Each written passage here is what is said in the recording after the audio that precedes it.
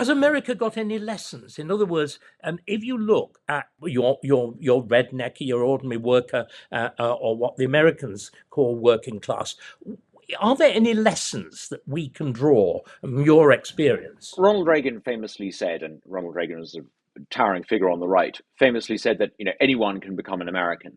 Not everyone can become Turkish or Japanese or French, but anyone who lives in America can become American. But the issue I think we need to ask today is, okay, but can everyone become Western? I don't think you can be American if you're not a Westerner. And clearly, a lot of people living in the West now will never become Western. America's had this sort of slight fiction of the melting pot. This idea is basically predicated on the idea that we're all ultimately interchangeable, that an Eritrean can become the whole an human Ohioan. rights side, the whole doctrine of universal human rights, yeah.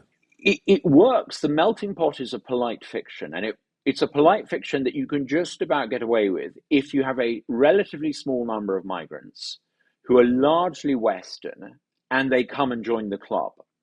The problem is you now have very large numbers of people coming into America. Since the 1965 Act, Lyndon Johnson's catastrophic 1965 Act, they've been overwhelmingly non-Western, and they are not being encouraged to join the club. On the contrary, the elite universities in America are teaching young Americans to despise America. They're teaching people that America is the bad country. And if you're going to teach that to people, why would they want to join the club? So I think, conservatives in America are starting to shift. George W. Bush famously introduced the catastrophic diversity visa scheme.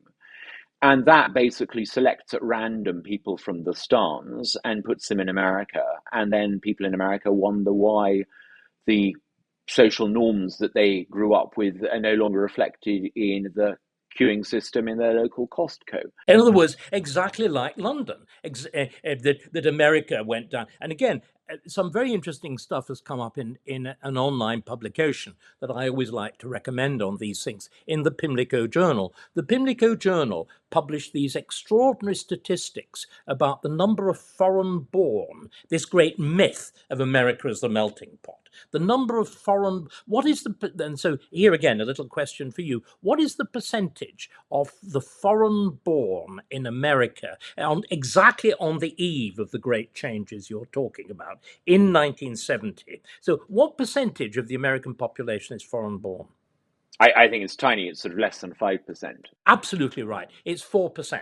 Now, in other words, that what's happened is both America and England, and indeed Australia and Canada and New Zealand, have inflicted on themselves this gigantic importation of populations that are fundamentally un-Western and unassimilatable in many cases to Western values. And again, what this wonderful article in the Pimlico Journal did was to point out the reason that the universalism of the American Revolution was possible was, of course, because all Americans were British or Scottish or Irish or Welsh. They were already attuned to those Western values that underpin the modern idea of universalism, which is, in fact, is just Western universalism. But sorry, Douglas, I asked you for help. And instead, you simply said America is a parallel case. In other words, for the undercutting of these values. What, short of electing a Trump, with all the simplicities and crassness and effectiveness of Trump, can we do in Britain to rescue ourselves? We need to destroy the lanyard class, David. We need to. The lanyard class has a series of ramparts that make them immune to the will of the people, the electoral process. And the ramparts have been very cleverly and deliberately put in place by the Blairite ascendancy. We've had, as you very clearly articulated previously, a series of radical changes since 1997. 1997 is as catastrophic a year in the history of the English people as 1066. I agree. Or 1789 in the history of France, yeah. We've been put under the yoke of an elite whose allegiance is not to the people amongst whom they dwell. And they literally are then needing, like the Normans, to build police stations to garrison themselves and protect themselves from from the people. The universities are the new cathedrals, and you can tell how the terrible decline of taste. The Norman arches were and even Norman castles were more attractive than what we have. But we need to regard the lanyard wearing classes as an enemy, and we need a strategy to deconstruct them. I mean, one thing we need desperately to do, and I've written quite extensively on this, is to ensure that an incoming administration takes on and displaces the judiciary. Nigel famously, a week or so ago, unveiled a plan for mass deportation. But if you have a deportation plan that doesn't involve dealing with the judges, you don't have a deportation plan.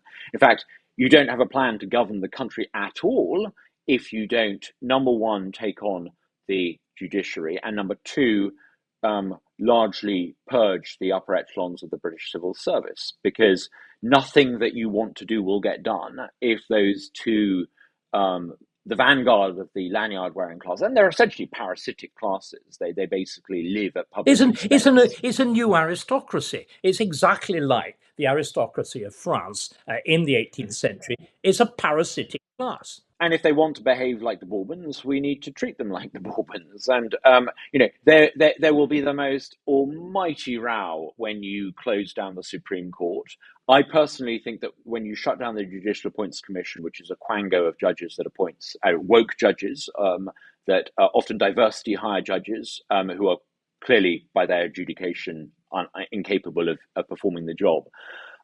They appoint other judges. I would pass a law that would not only disband the Judicial Appointments Commission, but any judge who has been appointed by the Judicial Appointments Commission should have to reapply for their job, and the Lord Chancellor should have the ability to decide who does and doesn't get it. We often hear these cases of immigration tribunals refusing to apply the law on the most spurious grounds.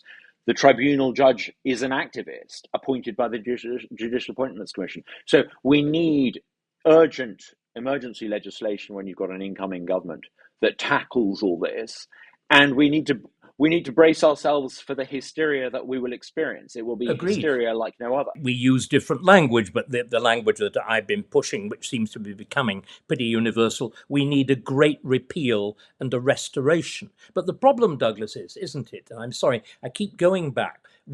Even now we're talking about negatives. They're necessary negatives. Thatcher had to do exactly the same thing. You have to demolish. But Thatcher was also able to offer a positive vision. Let me try and do that. Let me try and define a positive idea of Englishness. But remember, equally, Douglas, you didn't come up with any lesson from America that we could give to our white van man. So in other words, to give him more than just, and I think it's really something desperately, as I said, both refreshing but desperately sad, that the only thing they can do is put up flags made in China and daub red crosses.